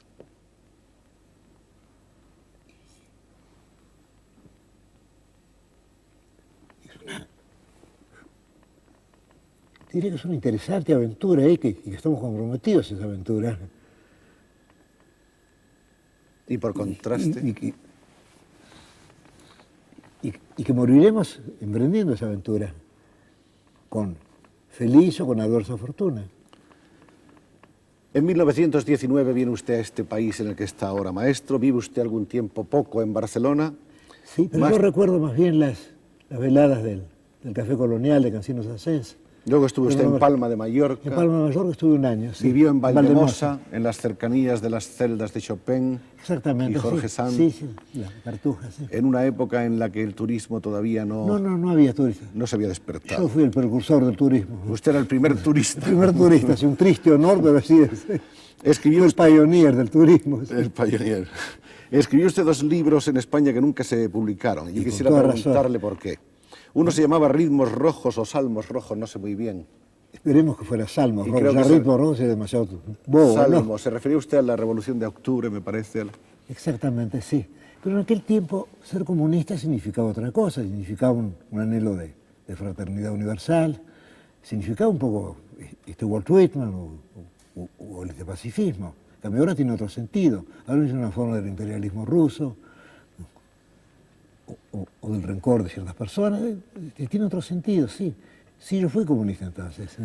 Hubo otro libro que se llamó Los naipes del Taur, donde se evidenciaba su influencia barogiana. Era usted un gran desde lector luego, de Don Pío. pero yo no recuerdo absolutamente nada de ese libro. He conseguido purificarme de esa memoria. Desapareció todo Desapareció. rastro de Lo esos único que quedado libros. es el título, que no es malo, ¿no? Los naipes del Taur. Nada malo. No está mal. Creo que las 2 palabras son árabes, además, no estoy seguro. Tuvo usted una primera contrariedad que no sé si se habrá repetido muchas veces, y es que le rechazaron a usted un cuento en el diario La Esfera. No, creo que se repitió, pero no en la revista La Esfera, sino en otras. En otras. Sigue repitiéndose, pero no tiene nada de particular eso. En Madrid va usted a la famosa tertulia de Rafael Cansino Sansés, de la que hablábamos. El Café Colonial. El Café Colonial. El café de los divanes, ¿no? De los divanes rojos, de los grandes espejos. Era una época extraordinaria, ¿eh? Llegábamos a medianoche, un poco antes, a las 12 menos cuarto, digamos. Nos quedábamos hasta el alba. Entonces Cancinos Asens proponía un tema. Por ejemplo, la metáfora. Por ejemplo, la rima. Por ejemplo, el argumento. Entonces se hablaba de eso durante toda la noche. Y Cancinos había prohibido, de algún modo, que se hablara de otros escritores. Es decir, él no quería que se atacara a nadie. Quería que la tertulia fuera así algo platónico, que se discutiera un tema. Y seguimos hasta el alba y lo acompañamos a Cancinos a su casa, en la calle Morería, cerca del viaducto, y toda la noche hablando de literatura. Y yo no he visto después una pasión igual. Salvo en Buenos Aires, en las tertulias de Macedonio Fernández, por ahí se habla de metafísica. Pero también era eso, también nos reunimos mucho para discutir un tema. Ahora, Cancinos era un hombre de una cortesía excepcional. A veces había hasta 20 con tertulios. Y luego si él veía alguna cara nueva, él le preguntaba de dónde era, al visitante, y entonces conversaba con él sobre de qué región era, de dónde venía. Y luego después venía esa conversación general. Y Cancinos, bueno, yo estaba por despedirme de Europa. Y al despedirme de Cancinos tuve la impresión de que me despedía de todas las bibliotecas de Europa, porque él parecía haber leído todos los libros. Creo que sabía 17 idiomas. Me daba la impresión de ser todas las bibliotecas, de ser todos los idiomas. Y todo eso una vida dedicada a la literatura. Yo recuerdo que él había publicado un poema dedicado al mar. Yo le dije, qué hermoso poema, suyo, Rafael, insistí en que lo llamaba Rafael, suyo, Rafael al mar. Y él me dice, sí, le gustaba conservar su dejo andaluz. Sí, me dice, espero verlo alguna vez. Nunca había visto el mar. Se devastaba el mar de su imaginación, como a Coleridge con el Nation Mariner, ¿no? Es un espléndido poema, el mar que nunca había visto. Vienen entonces sus viajes a Sevilla, Andalucía, ¿se relaciona usted con la generación del ultraísmo? Exactamente, Adriano del Valle, Isabel Bando Villar, Luis Mosquera, y luego en Madrid conocí a Gerardo Diego. A Pedro Garfias. A Pedro Garfias, sí, pero Pedro Garfias era andaluz, era de Osuna, sí. ¿Conoció usted a Juan Ramón también? No, nunca lo conocí, no sé por qué. Es muy raro que no lo conociera. Lo conocí después en Buenos Aires, cuando fue a dar conferencias. Y comenzó usted a colaborar en las revistas del momento, Hélices, Cervantes, Grecia, Ultra, Cosmópolis. Caramba, qué nombres tenían las revistas entonces. Hélices, es cierto, había una revista de Hélices, es verdad.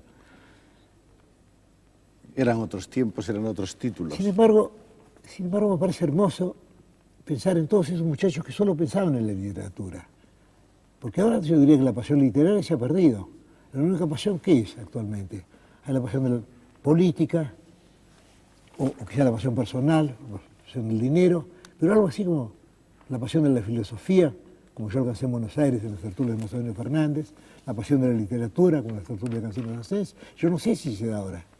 O en todo caso puede ser individualmente, pero no sé si se comparte, ¿sí? Generosamente como entonces. Usted se dedicó por una vocación íntegra y total sin pensar nunca en lo que le iba a recompensar su actividad literaria. No, nunca pensé. Y usted ha sido un hombre más bien alejado de esas grandes preocupaciones económicas. Bueno, durante mucho tiempo lo fui, mi familia estaba... Además, mi padre me dijo que yo no necesitaba, que yo lo que tenía que hacer era esto. Tenía que escribir mucho, corregir mucho, romper casi todo y sobre todo no apresurarme a publicar. De modo que por eso mi primer libro, Fervor de Buenos Aires, fue realmente el tercero. Y lo publiqué en el año 23. Y no pensé llevarlo a las librerías, ni mandarlo a escritores, ni mandarlo a los diarios, lo distribuí entre los amigos. Y ahora veo que ese libro ha sido leído por, digamos, naturalmente, por miles de personas. Hay una cosa sorprendente y es que como... Sí, es muy raro, es como a lo largo del tiempo. Exacto. Uno se encuentra rodeado así por amigos y es muy grato eso. Hay un fervor que nace por ese primer Borges, por el Borges de ese libro, que es el tercero, pero que para muchos es el primero. Bueno, felizmente es el primero, porque el anterior era realmente bochornoso, ¿no? Una vergüenza. Usted regresa después de tantos años en Europa a Buenos Aires y regresa con un entusiasmo por su tierra y por su ciudad increíbles, sí, desde luego, sí. De tal manera que llega usted a decir que su ausencia y su estancia en Europa han sido ilusorios. Que sus años europeos han sido ilusorios, que usted no se había ido nunca de Buenos Aires. No, pero es absurdo eso. Yo no sé cómo dije eso. Sí. Puede ser una frase cordial simplemente, o acaso Los usted... años que he pasado en Europa son ilusorios. Sí, yo estuve siempre y estaré en Buenos Aires. Yo creo que eso corresponde a un... Es simplemente patético, ¿no? No creo que tenga otro valor, no creo que sea psicológicamente cierto. ¿Cómo estar en Buenos Aires y estar leyendo Las Mil y una Noches, por ejemplo? Que sucede en Bagdad, digamos. Ese primer libro suyo lo recibió muy bien la gente, lo recibió muy bien sobre todo la generación joven, los vanguardistas. Ese primer libro sí. Pero yo publiqué ese libro y vine a España. Luego pasé un año en España y cuando volví vi que ese libro había encontrado muchos lectores, cosa que yo no esperaba. Y los jóvenes escritores argentinos habían visto en usted la manera de incorporarse a los nuevos movimientos. Sí, desde luego, sí. Actualmente los movimientos no me interesan. Digo, las escuelas literarias me parecen meras comodidades de la crítica. ¿Volvió usted a París, a Madrid, a Mallorca, a Sevilla, a Granada? Bueno, a tantos lugares no. Sí, pero ¿no? Sí, ¿no? Algunos sí, de vuelta, sí. Publica luego en Buenos Aires ahora, en el París 24. Realmente conozco muy poco, ¿eh? Sí. Sí, no tengo ese culto ese culto argentino de París, no lo he tenido. Si pienso, por ejemplo, en el sur de Francia, sí siento mucho afecto. Pero por París no tanto. Claro que es una deficiencia mía, nada más. Debería sentir a París de otro modo, pero la verdad es que no lo siento. Pues quizá porque usted ha encontrado cosas que le eran más próximas en el Midi que en París, ¿no? Posiblemente. Por ejemplo, bueno, yo pienso en Ginebra con mucho afecto, no pienso en París con mucho afecto. Pienso en Edimburgo con mucho afecto, bueno. Después viene Luna de Enfrente. Bueno, eso podemos olvidarlo, ese es mejor. Olvidado. Cuaderno de San Martín. Ese también podemos olvidarlo. Trilogía poética de la que nos olvidamos. Yo creo que sí, es lo más Inquisiciones. Eso también puede ser olvidado. Son ejercicios a la manera de Saavedra Fajardo, de Quevedo, así. En esas Inquisiciones había artículos sobre Quevedo, Unamuno, sobre cierto, sí. Cansinos, Creo sobre recordar González eso, Lanuza. Sí. Otro libro de ensayos, El tamaño de mis esperanzas, editado en De mi esperanza, un libro 1926. pésimo realmente. Bueno. También lo ha borrado usted Sí, lo he borrado, sí, con toda justicia. y no ha aceptado que se eso- reedite. No, el brazo seglar del ama puede encargarse de ese libro, ¿no? Historia universal de la infamia que Bueno, tenemos Historia aquí. Universal de la Infamia Este es fue uno mi de- primera tentativa de escribir cuentos, pero yo lo hacía con cierta timidez. Es decir, yo presentaba esos cuentos como si fueran verdaderos. Eran historias apócrifas presentadas. Era como un juego, ¿no? Pero realmente fueron los primeros cuentos que escribí. Como que eso sirvió para permitirme escribir cuentos de veras después. Era un ensayo, un experimento. El jardín de los senderos que se bifurcan. Ese libro me parece bastante lindo, sí, El jardín de senderos que se bifurca, sí, la historia de un laberinto.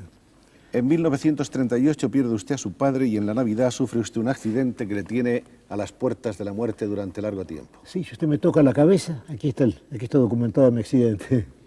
¿Cómo fue? Subiendo una escalera, habían dejado una persiana abierta, pero me dio un golpe contra la persiana que acababa de ser pintada y luego tuve septicemia, estuve muy cerca de la muerte sin estar nunca en ella. Y eso lo he reflejado en un cuento que se titula El Sur, que el principio del cuento es la historia de mi accidente y luego ya después hay un desenlace fantástico.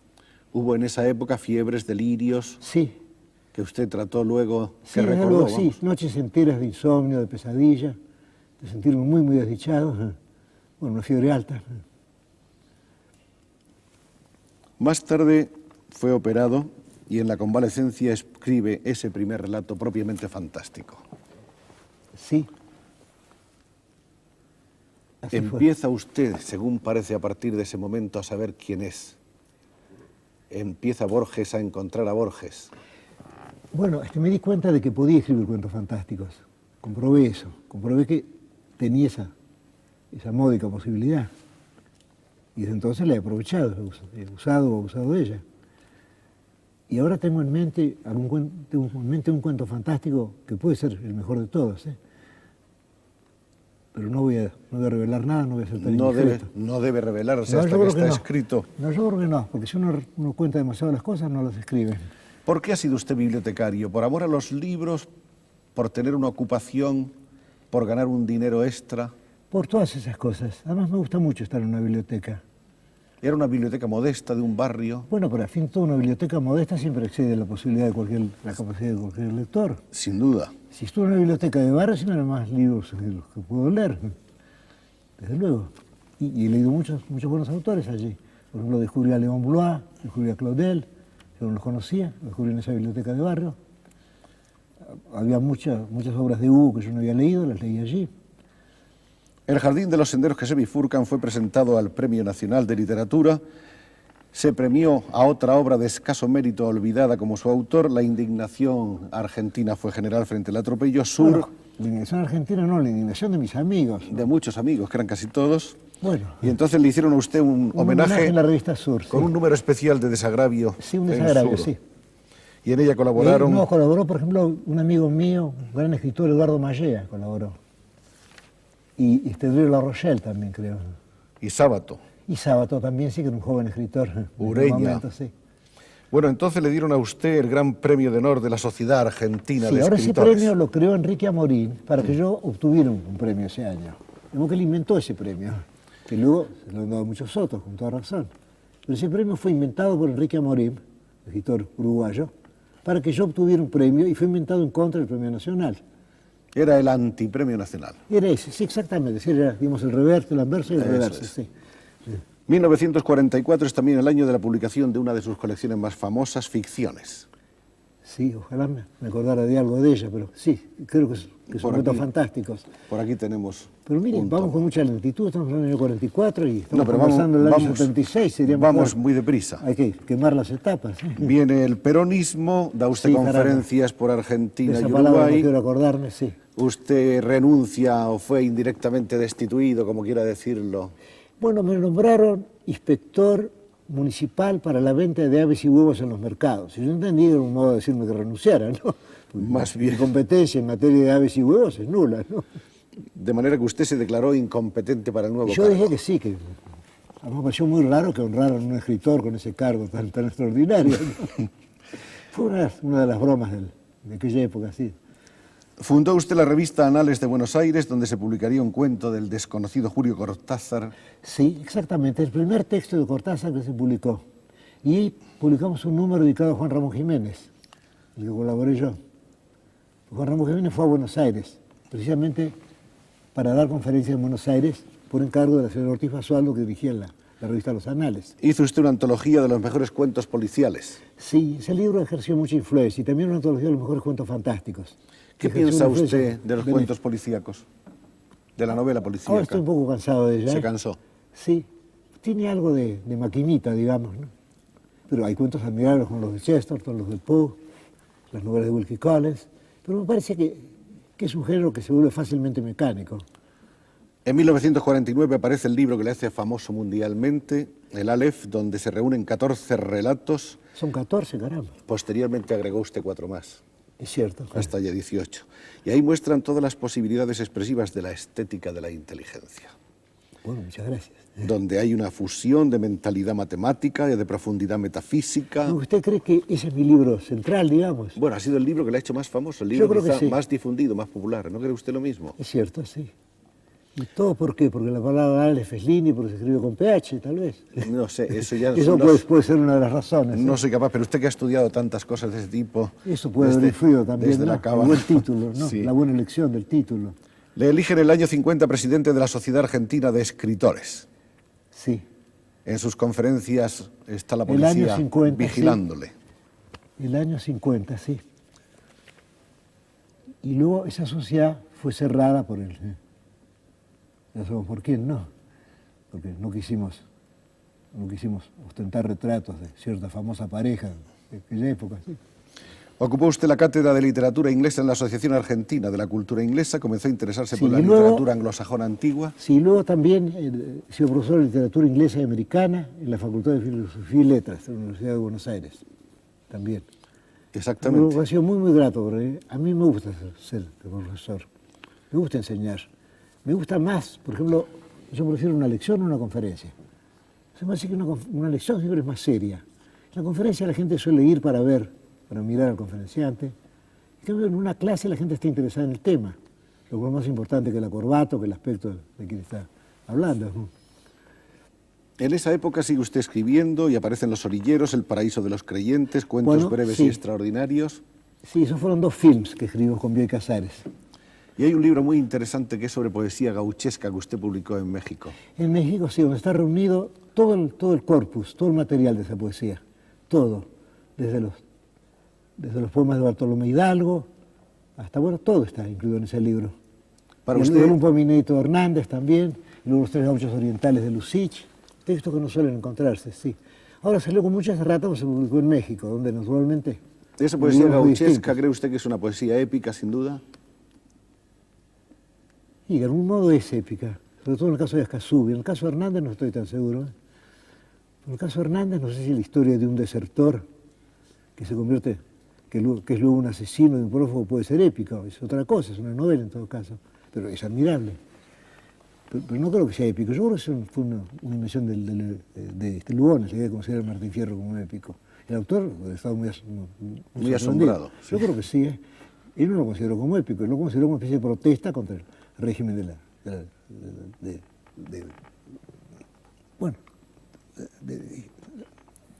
la leva, ¿no? Y desde el punto de vista literario, ¿a usted le gusta Martín Fierro, por supuesto? Sí, ¿Y qué le gusta?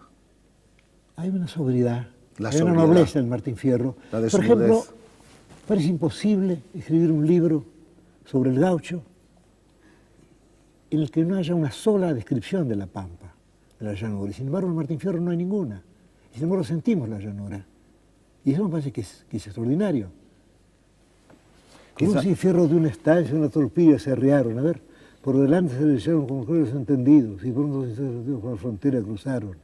Y cuando le habían pasado una madrugada clara, le dijo Cruz que mirara las últimas poblaciones. Pero ahí está dada la llanura, indirectamente. Cuando le habían pasado una madrugada clara, le dijo Cruz que mirara las últimas poblaciones.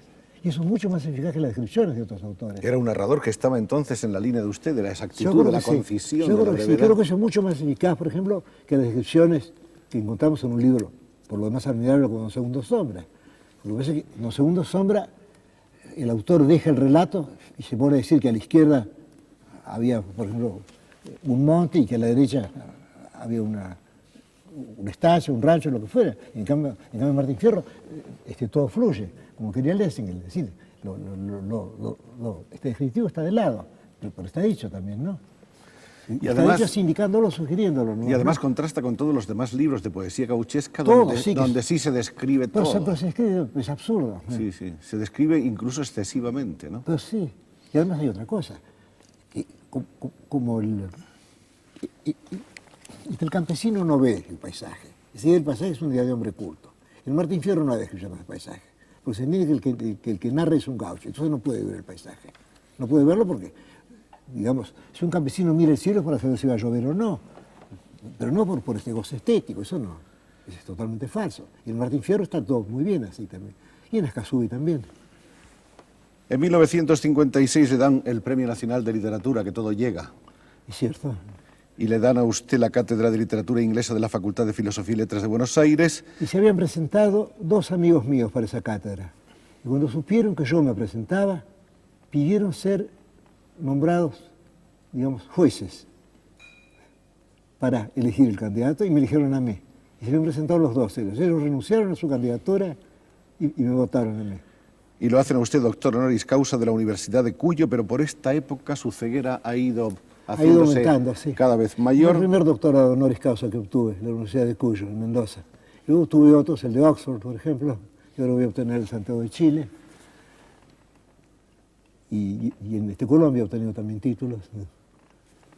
Maestro, yo quisiera hablar un poco de una persona que siempre ha sido importante para usted, pero que a partir de esos momentos en que por su ceguera los médicos le prohíben leer y escribir para evitar que vaya acelerándose, de mi madre. Es su compañera siempre, su madre. Sí. Su madre ha sido quizá el ser que ha estado más cerca de usted. Sí, fue una mujer admirable y estuvo honrosamente presa durante la dictadura. Y conmigo ha sido de unas indulgencias, de una bondad. Y ejemplares, más que ejemplares. Y yo escribí un poema después de la muerte de ella titulado Remordimiento, diciendo que yo habría debido ser más feliz para hacerla más feliz a ella. Que yo, una vez muerta ella, tengo el remordimiento de no haber sido feliz. Yo habría debido ser feliz, no por mí, sino para ella, por ella. Fue mucho más que una madre para usted, fue una compañera, fue una amiga, bueno, una consejera. Murió el año pasado, a los 99 años, una larga vida. Yo durante un tiempo, mi padre murió ciego y ella me decía a mí, bueno, yo he sido los ojos de tu padre, ahora seré tus ojos, y efectivamente. Y todo eso con una generosidad, con una indulgencia. Es decir, vivía así, en ese sacrificio, que no era para ellos, sí, vivía en ese sacrificio y me daba todo y esto no pedía nada, porque los hijos son fácilmente ingratos, desagradecidos. ¿Opinaba ella sobre su obra? ¿Le daba sus puntos de vista? Sí, yo estaba escribiendo un cuento que le desagradaba mucho a ella, que se titula La intrusa. Y ahí se trata de un hombre, se trata de 2 hermanos, hay una mujer a quien quieren los 2, uno de los hermanos mata a la mujer para que la mujer no se interponga entre ellos. Entonces llegué al momento en el cual el mayor tiene que decir al menor que le ha matado a la mujer. Entonces yo no sabía cómo podía él decir eso, y toda la suerte del cuento dependía, el cuento se llama La intrusa, dependía de las palabras. Entonces mi madre me dijo, déjame pensar, hablaba así en criollo, déjame pensar. Y luego me dijo, con la voz distinta, ya sé lo que le dijo, como si hubiera ocurrido eso, como si todo aquello no fuera un sueño mío, esa historia. Ya sé lo que le dijo. Bueno, escribilo, le dije yo. Sí, entonces lo escribí y lo leyó. Entonces la frase era, a trabajar, hermano, esta mañana la maté. Si le empieza recordándole al otro que son hermanos, le ordena que trabaje con él para enterrar el cadáver, y luego después viene la declaración. Todo eso yo no sé cómo lo intuyó mi madre, yo no hubiera dado con una frase tan feliz. Es portentoso. Sí, pero además eso, ya sé lo que le dijo. Así que en ese momento ella creía en mis 2 orilleros imaginarios. Ella se había identificado conmigo, y de tal modo mejor todavía, puesto que yo no hubiera encontrado la frase. Y ella los conocía mejor que yo, que los había imaginado. Es extraordinario ese momento. Y la veo ella así con la pluma, deteniéndose veo exactamente la mañana esa, o el escritorio, la ventana, y sí, ya sé lo que le dijo. Y luego me dictó la frase perfecta que el cuento requería para existir. Y después me dijo que esperaba que yo no escribiera cuentos así sobre cuchilleros ni sobre vulgaridades. Después se le quitó toda importancia al cuento y me dijo que esperaba que yo escribiera sobre otros temas. Sí, es muy lindo ese recuerdo. ¿Usted se enamoró una, varias veces? Varias veces, sí. Eso le sucede a todo hombre, yo creo. ¿Se casó cuántas? Una. No una. Una sola. Once too many, sí. Bueno. ¿Y cuál es el momento actual en la vida de Borges? ¿Cómo se está enfrentando con el porvenir, ese porvenir tan difícil de predecir? Bueno, por el momento trato de pensar en mi porvenir literario. Trato de pensar en los libros que tengo que escribir, que ya me está faltando tiempo para escribir. Trato de pensar en eso. Y luego puedo tener quizá ambiciones personales, pero esas no. No cuentan. Esas no cuentan, no. ¿Se encuentra usted a gusto aquí entre nosotros? ¿Le ha gustado volver a España? Desde luego, sí, ha sido para mí algo muy, muy valioso, muy grato.